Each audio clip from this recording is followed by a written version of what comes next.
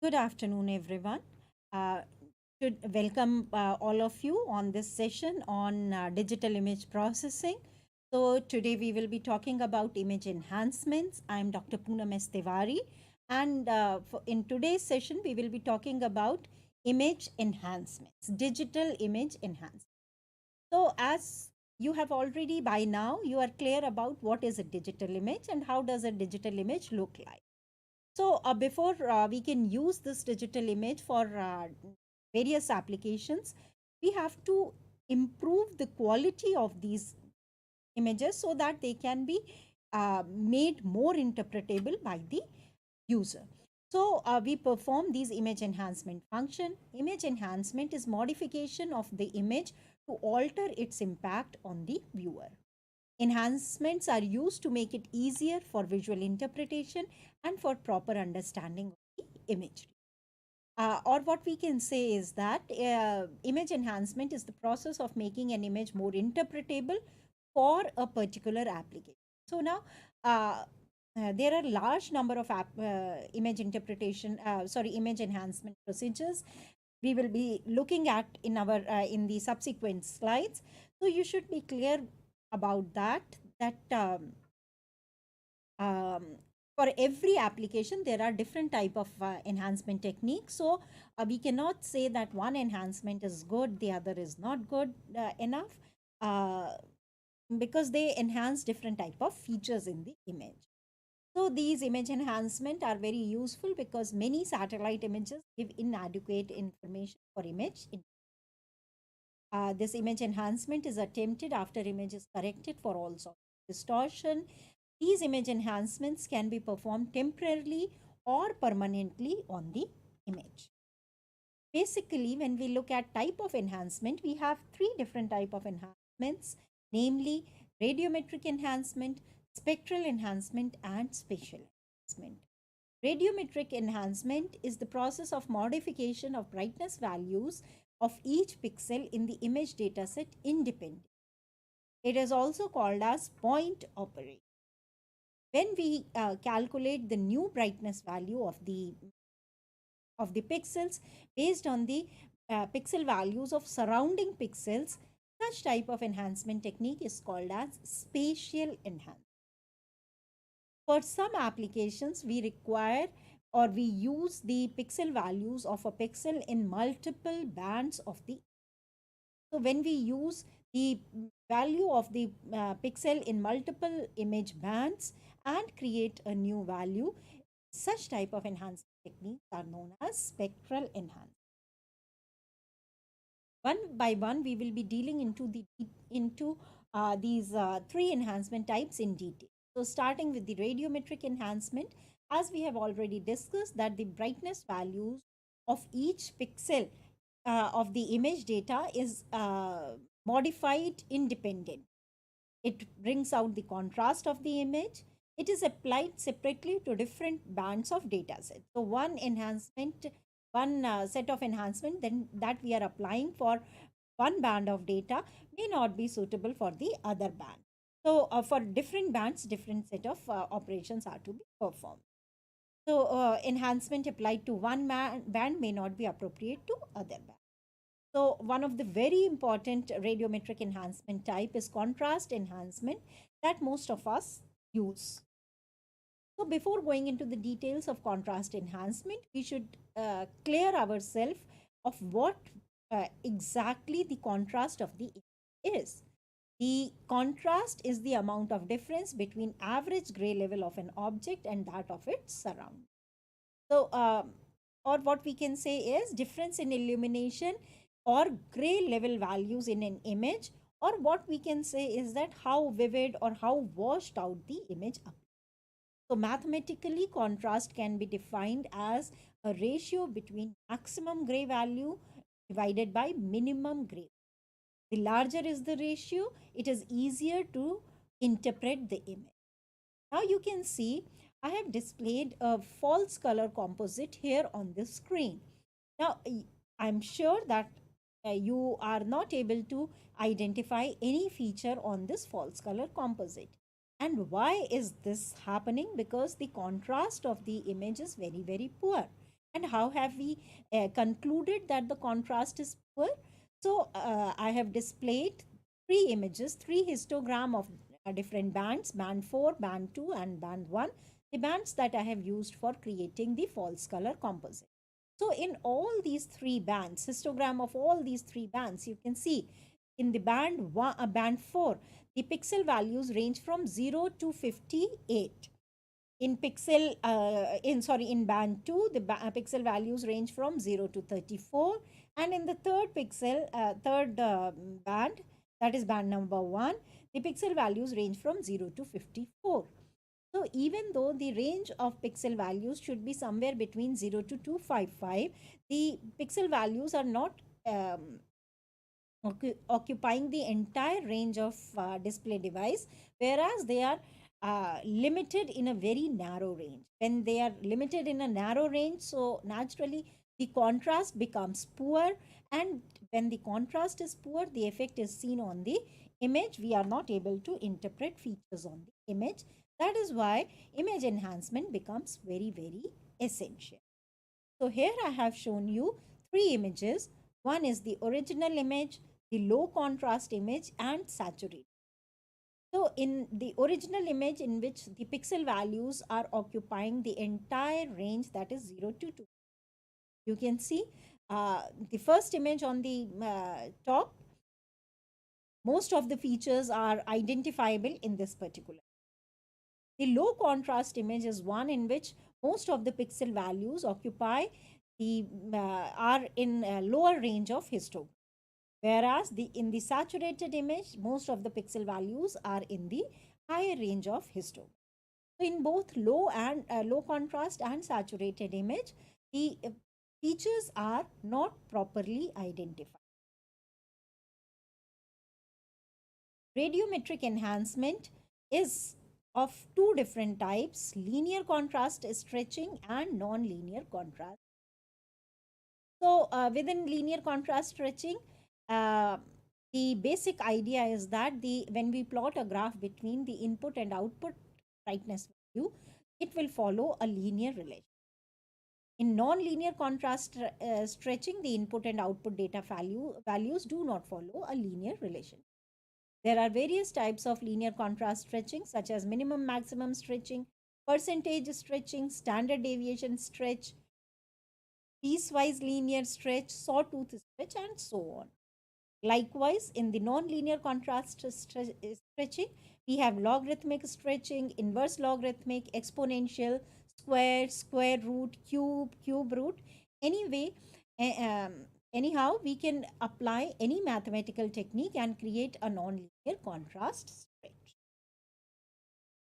Starting with the very basic, the minimum maximum stretching. In minimum maximum stretching, it expands the original input values to make use of total range of sensitivity of the display. The density values in a scene are literally pulled farther apart, that is expanded over a grid. The effect is to increase the visual contrast between two areas of different uniform density. This enables the analyst to discriminate easily between areas initially having a small difference in density. A digital number in the low range of original histogram is assigned to extreme black, and the value at high end is assigned to extreme white. The remaining pixel values are distributed linearly between these two extremes. So as told you in the previous slide, suppose we have this hypothetical image in which the values are ranging between 84 to 150. So as we have already discussed that uh, pixel value in the lower end of histogram will be given, will be pulled to extreme black, that is zero value. So 84 pixel value has now been pulled to 0, whereas 153 pixel value has been pulled to 250. And all the in between pixel values are linearly stretched. Okay. So linear contrast enhancement makes subtle variation within the data more obvious.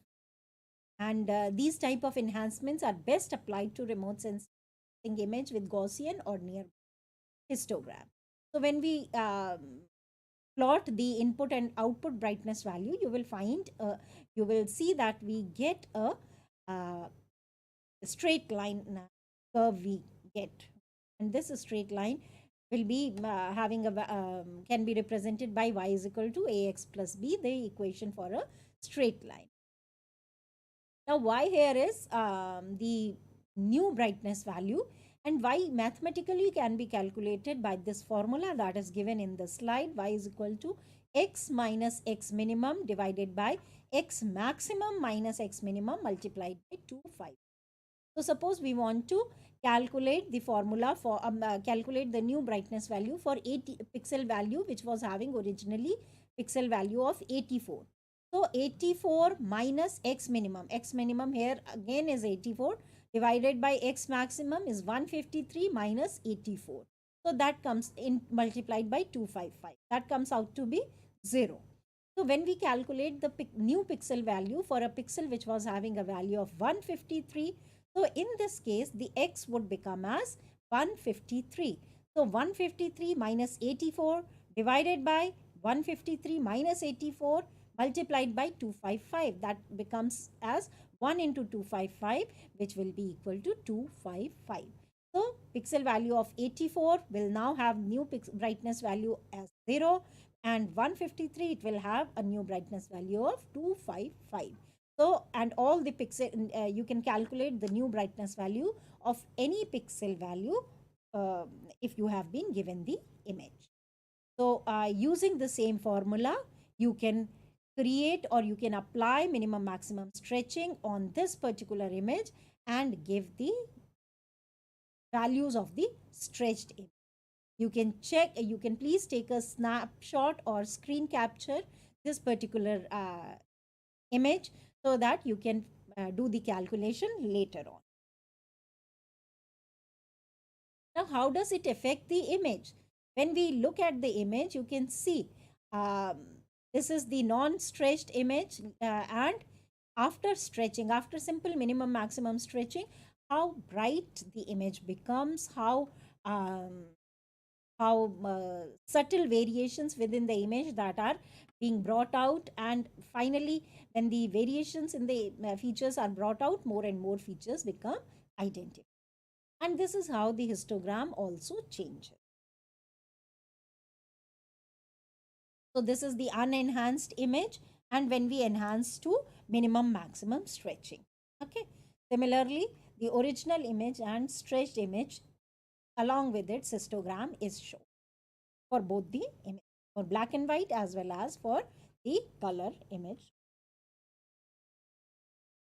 So this is again a raw image, and after enhancement, this is the enhanced image and this is the enhanced histogram. Similarly, on the right hand side of the image also, of the slide also, you can see the original image, which is a very poor contrast image, and its histogram, you can see the histogram is concentrated in very small area or a small region of the histogram. And when we apply minimum maximum stretching, you get a enhanced image, and subsequently when you look at the histogram, you see that it is occupying the entire range from 0 to 25. These are other examples also. There are other types of enhancement techniques such as percentage cutoff stretch, standard deviation linear stretch. These are all types of linear stretch. So in percentage, linear contrast stretching is similar to minimum maximum stretching, except that this method uses a specified minimum and maximum values that lie in a certain percentage of pixels from the mean of histogram. So suppose from the mean of histogram, you say that I will take 95% of pixels. So on both the sides of mean, 42.5% on one side, 42.5% on another side, that makes 95%. So only these many pixels we will be stretching. So this value will be taken as minimum and maximum value and put into the same formula to get the new brightness value. Okay. Similarly, you can instead of percentage, you can also define a particular standard deviation from the mean for which the pixel you will consider the pixel. So in standard deviation linear stretch is again similar to minimum maximum contrast stretching, except that this method uses a specified minimum and maximum values that lie outside a certain standard deviation of pixels from mean of the histogram. So you can take one standard deviation, you can take two standard deviation, and accordingly from the mean of histogram, you can select what standard deviation you want to take and what pixels will be stretched. So these are the examples of uh, percentage linear stretching. Okay, and in this particular example, you can see we have shown you the original image, the minimum maximum stretching, and one standard deviation stretch.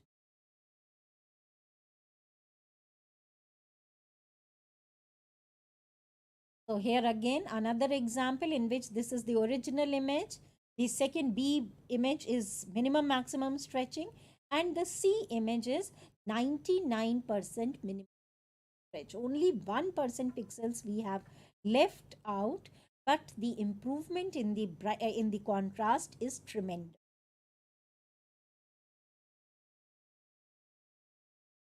This is again the example for standard deviation percentage cutoff linear stretch. You can see this was the original image, and when we applied one standard deviation stretching, the result is something like this. Then we, in many times, we have multiple features in our data. So in such a case, piecewise linear stretch becomes the technique that we should use.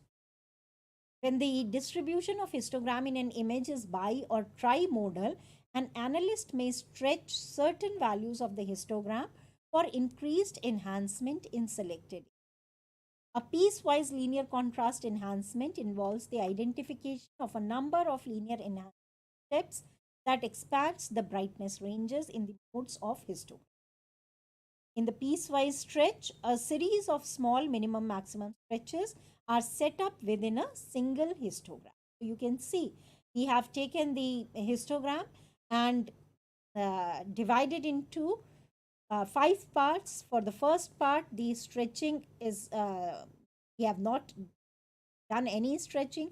For the second part, we have done some stretching. Third part, maximum stretching. Fourth, again, the level of stretching is less. And the fifth, again, there is no. Okay, so based on your features, you can do piecewise linear.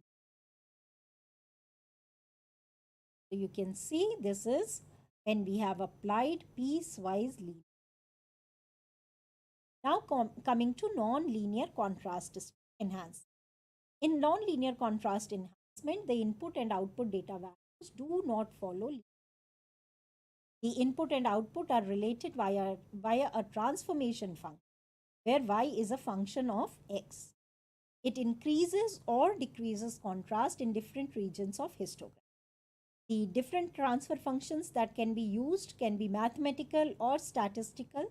Within mathematical, we can have logarithmic, inverse logarithmic, exponential, square, square root, cube root, and any other mathematical function. Within statistical, we have histogram equalization, Gaussian stretching. So we will discuss them one by one. Coming to the most important nonlinear enhancement, that is logarithmic contrast stretching.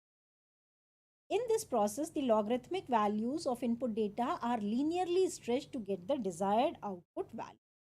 So all the nonlinear enhancement process, they are two-step process.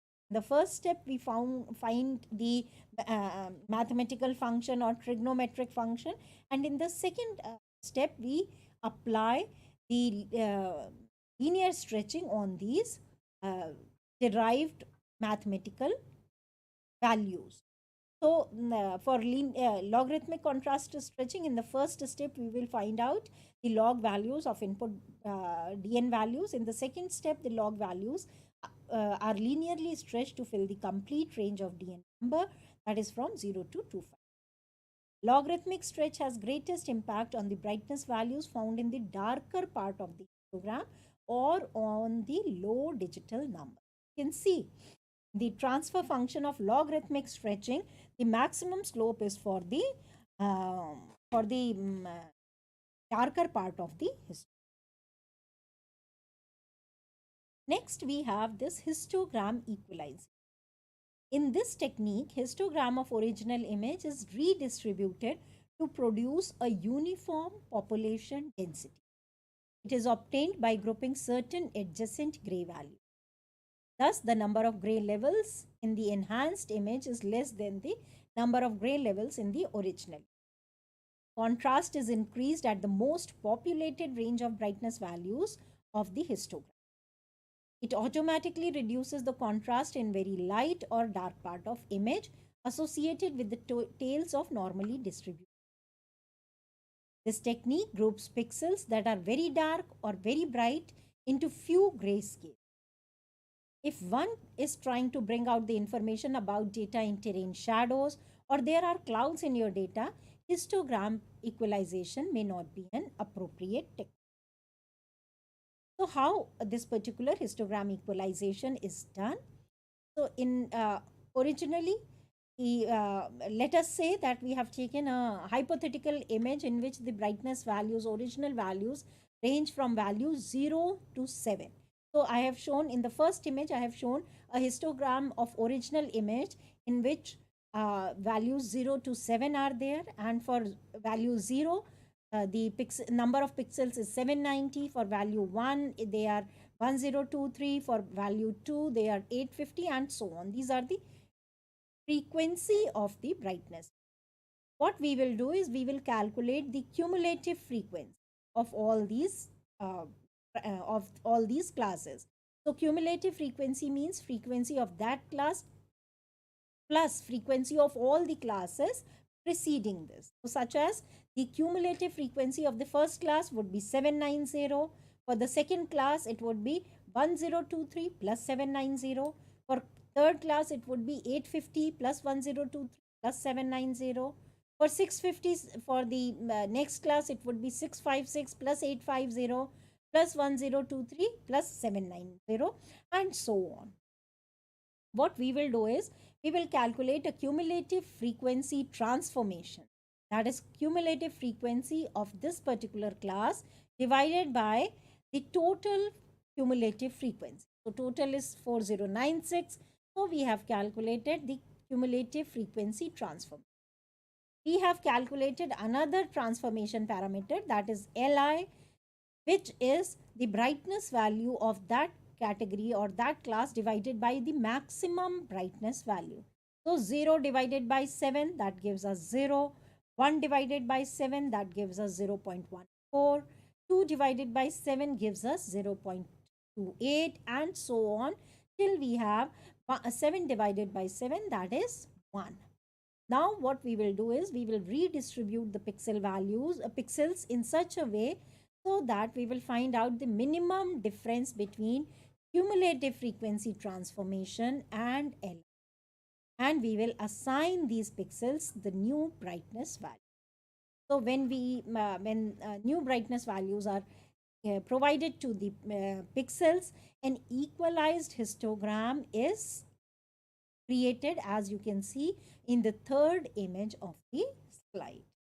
So in a equalized histogram, you can see there are few pixel values which are left blank, in which there are no pixels, and in some there are more number of pixels, and in some the difference in brightness value has increased, so improving the contrast. So these are some of the examples when we have done the histogram equalization for this particular image, Kolaba in Mumbai, and we have got this equalized and filtered image. Again, you can see here, these are the different images. Unstretched image, then the second image stands for linear stretching, and the final third image stands for histogram. The same example which I have shown for the moon surface, low contrast image, the minimum maximum stretching I have already shown you. When we apply the histogram equalization on the same image, we will get a result something like that. Clearly on the left right hand side, you can see another set of image in which the unstretched image and the histogram image is shown.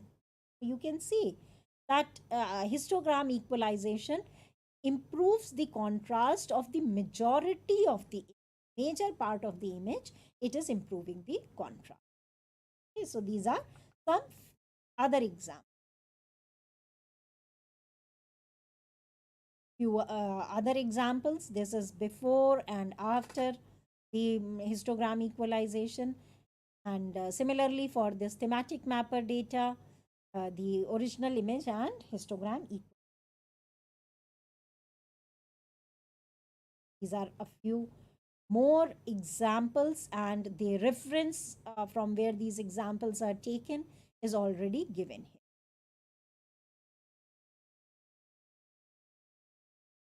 Then we have another techniques called as histogram matching. In histogram matching, we are trying to manipulate the pixel values of one image into same pixel distribution as another. The method requires that both images have same number of pixels. That means the size of images should be same. The cumulative frequency histogram of the image and reference image is computed, and lookup table is created and is applied to the input. Okay, so histogram matching is generally used where we want to uh, stitch different images together spatially. Then we can because if there is one image has a very bright appearance, another has very dull appearance, so it the stitching would not be uh, proper, because the seamless stitching would not.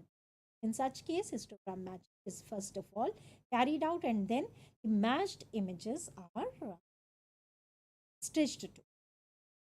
Then we have this Gaussian stretching. Gaussian stretching is based on histogram of pixel values. It involves fitting of observed histogram of a normal or to a normal or Gaussian histogram. It highlights the tail part of the histogram. This again, density slicing is a technique that converts the continuous gray tone of an image into a series of density intervals or slices, each corresponding to a specified digital range. Each slice is displayed in a different color. So you can see here we have taken suppose value 76 to 84, we have given bright green color, 85 to 93 all the pixels, dark green, then 94 to 103 we have given red color, and so on.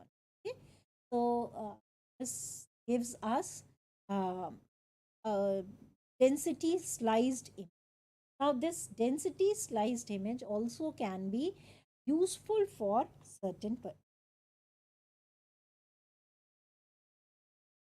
some other examples of density slicing for surface temperature visualization and so.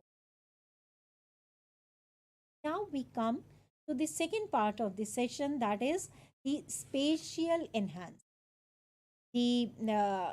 Before going into spatial enhancement, let us talk about spatial frequencies. Uh, Spatial frequency stand for number of changes in the brightness value per unit distance for any particular part of image. So when we look at suppose we have these images, okay, so the first image is a rough textured area of an image where changes in tone are abrupt over a small area, and such type of areas will be called as high spatial frequency. Then we have these slowly varying changes in grayscale, where smooth areas with little variation in tone over several pixels have spatial frequency, have low spatial. So here you can see, I have shown you image for zero spatial frequency in which all the pixels are having same pixel value. low spatial frequency in which gradually the pixel values are changing, and then we have this high spatial in which the brightness values are changing abrupt. So in the real image, it would look something like this, and this would look something. Now, where are the high and low frequencies in a remote sensing image? So when we zoom into an area, you can see that the areas in which the same tone is there, suppose here, all the pixels are red in color. That means they will be having similar pixel values. So these are areas of low spatial frequency. Then we have the areas in which the brightness values change from one to another. That means here, suppose this is red and suddenly the next pixel is white in color. So these areas would be high spatial frequency. Spatial filtering is the process of dividing the image into its constituent spatial frequencies and selectively altering certain spatial frequency to emphasize some image feature. It is the process of suppressing certain frequencies and emphasizing others. It increases the analyst's ability to discriminate the T. It is a local operation, that means the pixel value is modified based on the values surrounding it. It is used for enhancing certain features, removal of noise, and smoothing of the image. Filters are the algorithms for filtering. It is composed of a window mask or kernel or convolution mask in which certain weights are given to these masks. These weights are called as constants. Now, this mask would be of size 3 by 3 or 5 by 5, 7 by 7, 9 by 9. So, these will be square masks. So, and these square masks are kept so that we can have a central pixel. Now, how does the convolution filtering happens? So, a brightness value at any location in the output image is function of some weighted average of brightness values located in a particular spatial pattern around that particular pixel in the input image. So it is the process of evaluating the weighted neighboring pixel values located in a particular spatial pattern around the ij location in input. So suppose this is our filter. Filter is having constants or coefficients C1, C2, C3 up to C9. Okay, we have taken a 3 by 3 filter.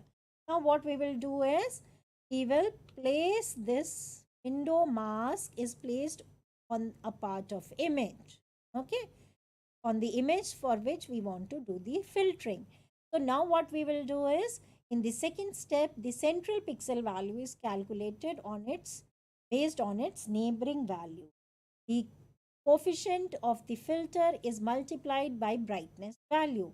So C1 multiplied by BV1, C2 by BV2 plus C3 plus BV3. So like this go on multiplying all the input pixel values with the weights of the filter and get the new divided by the um, sum of the coefficients of filter. Okay, you will get the brightness of the central pixel. In step 3, the central pixel value is replaced by new value and window is shifted by 1 pixel to the right and entire process is repeated. Okay, like this you go on shifting the pixel value window until you get the brightness value of all the pixels. Okay, so this I have shown an example of this is the original image. When we look at this original image, these are the the pixel values 164, 188, 164. Then we have taken a window mask which was having the coefficients as 0, 1, 0, 1, 1, 1, 0, 1, 0. Okay, now this when we applied this window mask over this image, so you can see I have shown you the image before filtering and after filtering. So you can see that any pixel you just look at, the dark pixel becomes more dark, the bright pixel becomes more. So the difference between dark and bright pixel gets enhanced. That means the edges gets. Basically, there are two types of filters: low pass filters and high pass. Low pass filters block high frequency details and they have smoothing effect on images. They are used for removal of noise and also for removal of salt and pepper effect of the image. It results in blurring of image, especially at the edges. The high pass filters preserves high frequency details and removes slowly varying components. It emphasizes the finer details. It is used for edge detection and enhancement. Now we have already discussed that edges are the locations where transition from one category to other occur. So you can see these are the examples of low pass filter, mean filter of various window size: 3 by 3, 5 by 5, 7 by 7, and 9 by 9. As you go on increasing the size of the window, the patchiness also. This is median filter, and these are mode filters. They are again Gaussian, median, and mean filters respectively. Now, high pass filtering is again of two types, that is linear and non-linear. The linear high pass filter, in linear high pass filter, output brightness value is a function of linear combination of brightness values located in a particular spatial pattern around the ij location in the input image. The non-linear filtering uses non-linear combination of pixels. Okay, we can also divide them based on edge detection filters or edge enhancement filters. In edge detection filters, only the edges will be remaining and the background information will be lost. In the edge enhancement filters, the edges are delineated and makes the shapes and details more prominent. The background is not lost. These are edge detection filters. You can see how can we identify that this is an edge detection filter? When you sum up um, the values of the coefficients of the filter, you will get a 0 in edge detection filter. So you can see here the -1, -1, -1, and -2. So -5 and plus also 5. So when you sum it up, you will get 0. That means it is a zero sum kernel or edge detection. These are edge detection filters. You can see these are different edge detection. Then edge enhancement. In edge enhancement, it highlights the edges and do not necessarily eliminate other features. Okay, so you can see when we are using the edge enhancement filter, the low value becomes more low, high value becomes more high, and ultimately the edges are more prominent. We can also have directional and non-directional filters. So this is Laplace filter. You can there are large number of filters available in the literature. So we will not go into the details of these filters. Only the coefficients would be different. Okay, so we have these horizontal filters, diagonal filters, vertical filters, which will take out edges in trending in a particular direction. Okay, so then we have these non-linear uh, enhancement filters. That one of them is Sobel operator. So there was some scientist called as Sobel, so he gave this filter, and these are the results of Sobel filter. along with the reference that is given here. Then we have another filter, that is Roberts filter. These are the results of Roberts filter. And we have also shown Canny and Privet edge detection filters. So to take out edges, you can see this is the original image by Roberts filter. This is Sobel, Privet. Okay, there are large number of filters that are available in the literature. This is output from another filter, which is Kirsch filter. Now coming to the third part of our session, that is the spectral enhancement. Spectral enhancements are also called as image transformations. So image transformations typically involve manipulation of multiple bands of data, whether from a single multispectral image or from two or more images of the same area acquired at different times. Either way, image transformations generate new images from two or more sources which highlight particular features or properties of interest better than the original image transfer. A very popular image transformation is image division or band ratio. In band ratios, on a pixel by pixel basis, the values of one band are divided by the values of another band to create the new brightness value, which will form as a new band. So resultant data is then rescaled to fill the range of displayed device. Now, why should we go for ratios? So, as you already know that if you have a hill, so on one side of hill would be sunlit side and the other side would be shadow side. So, the brightness value of the sunlit and shadow areas would be different for the same feature.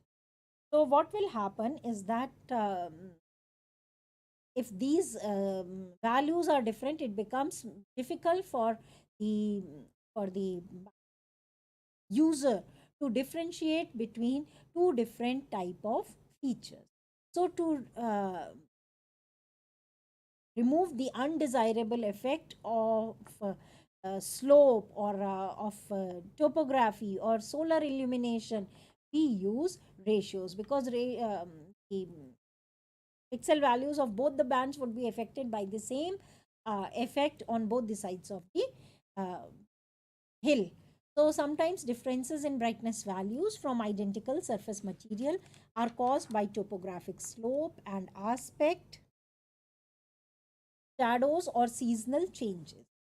These conditions hamper the ability of an interpreter to correctly identify surface material or land use in a remotely sensed image. So ratio transformation can be used to reduce the effects of such environmental conditions. As you can see here, uh, we had deciduous and coniferous forest both in the sunlit side as well as in the shadow side. So in the sunlit area, the deciduous forest gave a value of brightness value of 48 in band A and 50 in band B. Whereas in the shadow area, the same tree, the same feature was giving a value of 18 and 19. The coniferous forest in sunlit portion gives a value of 31 in band A and 45 in band B. In the shadow area, it is 11 and 16. So when you try to identify deciduous and coniferous trees based on these values, you will not be able to identify. But when you take a ratio between band A and band B, so 48 divided by 50, in sunlit area, the value is 0.96. In shadow area, 18 divided by 19. So that is 0.95. In the coniferous trees, 31 divided by 45 would be 0.69. And in the shadow area, 11 divided by 16 would again be 0.69. So since the ratios are having similar values, it would be easier for us to differentiate between different features or to remove the effect of illumination. So application of ratios, that certain aspects of the shape of spectral reflectance curves of different earth cover surface types can be brought out by ratio. In addition, ratios may provide unique information which is not available in any single band. Ratios discriminate subtle spectral variances. Ratios clearly portray the variation of slope of spectral reflectance curve between. Ratios are independent of the absolute pixel value. Ratios can be used to generate false color composites by combining three monochromatic ratio data sets. So you can see uh, which bands should be ratio, because you can take an example of vegetation. So look at the spectral reflectance curve of vegetation. Vegetation reflects very high in near infrared region, and there is a dip in the red range. Okay, so if we take a ratio of NIR by R, so that would highlight the vegetation, and it would differentiate it from other features, other common features such as soil, water, and so on.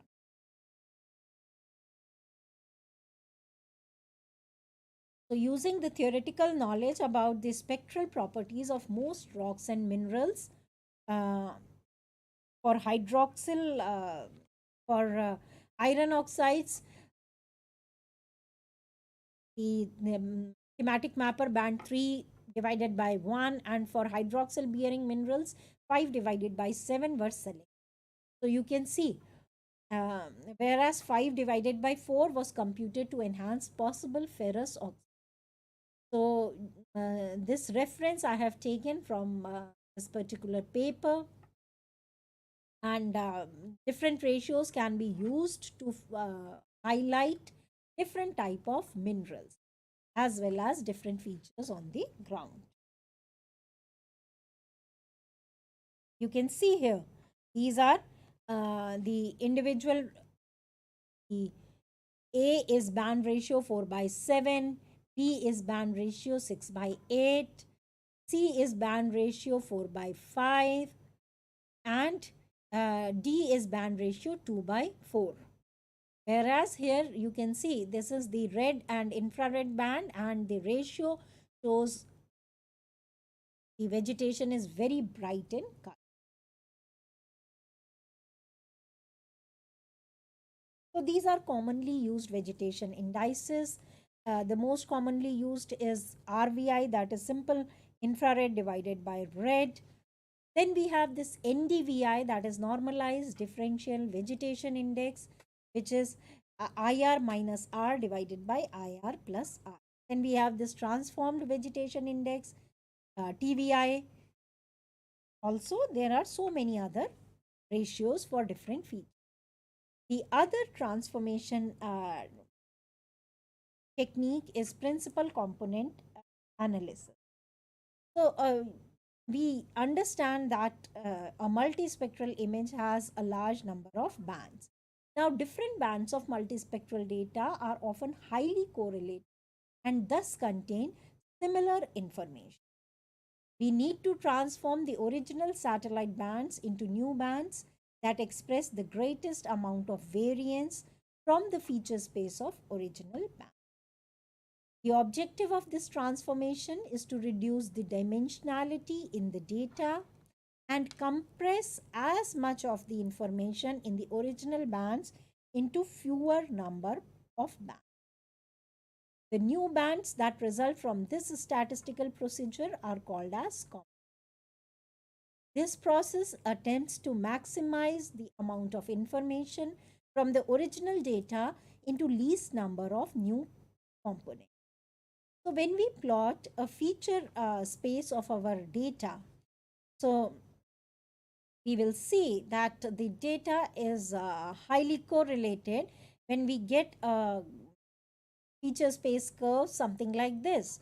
So when we increase the values in band 1 and the values of band 2 are decreasing, you will call it as a negative correlation. When you are increasing the pixel values of band 1 and for band 2 again it is increasing, we call it as positive correlation.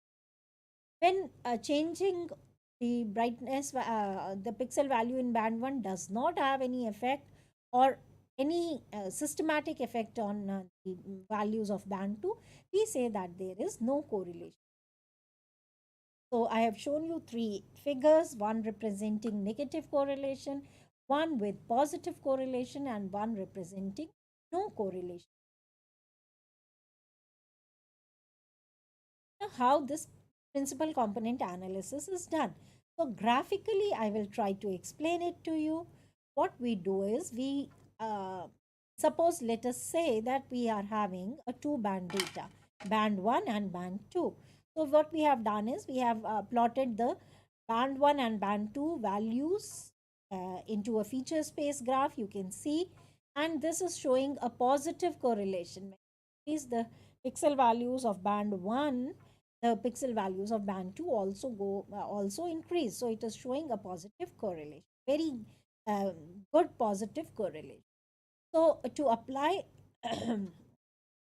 principal component analysis transformation of to this image, we find the mean of each band and shift the origin to the intersection of these two means. So what we will do is we will find out the mean of band 1 and mean of band 2. We will plot the mean value, both the mean values here. So you can see this, we have plotted the mean values. Okay, now what we will do is we will shift our our origin was at this location, we will shift it to this intersection of means.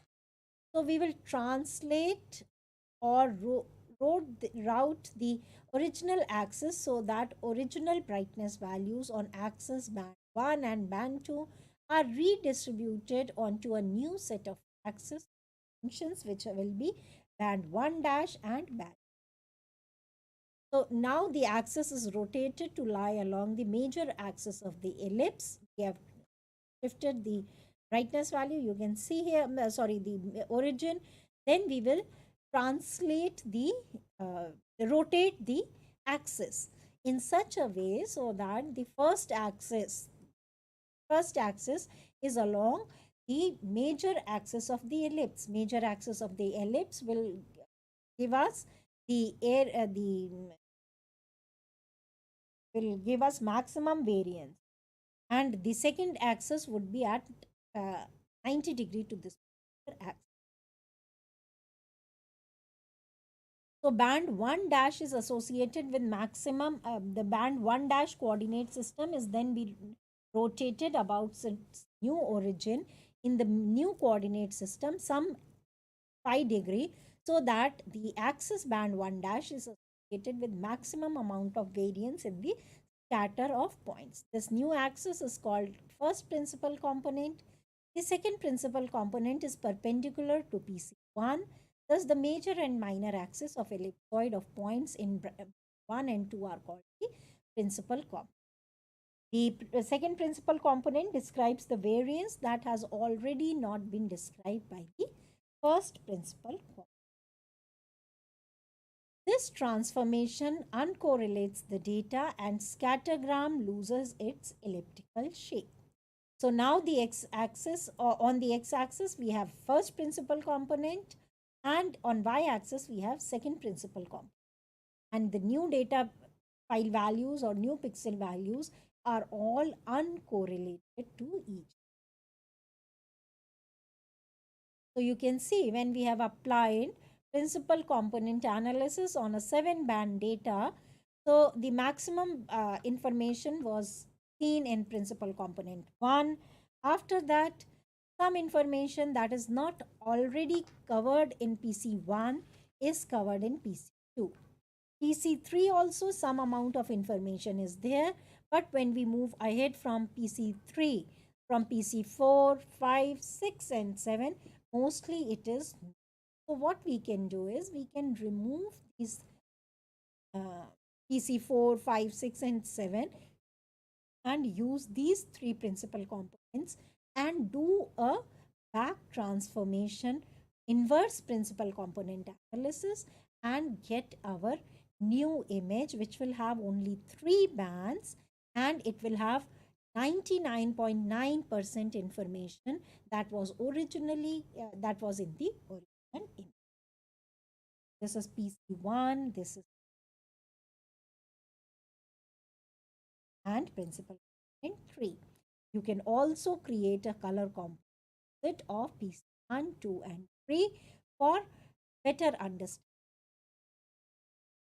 So this is all from my side. Thank you. You can send